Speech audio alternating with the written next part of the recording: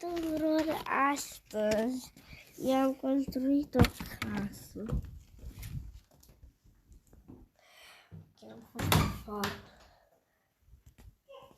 Mai în casă. Îmi vine deci.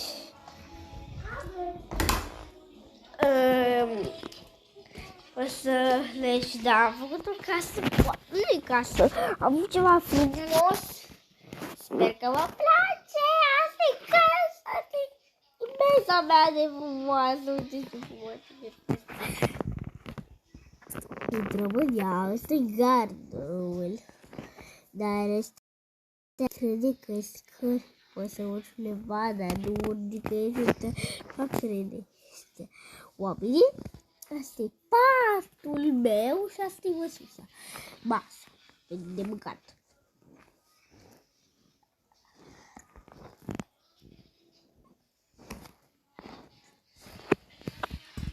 Ok.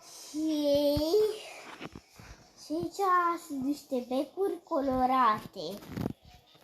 Ăla e acoperitul și gata. Asta e tot.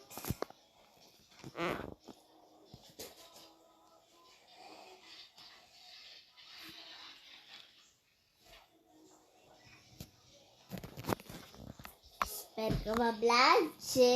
Acum, dacă toți sunt pe acest joc, ca nu aș putea să stau atât de mult așa. O să filmarea.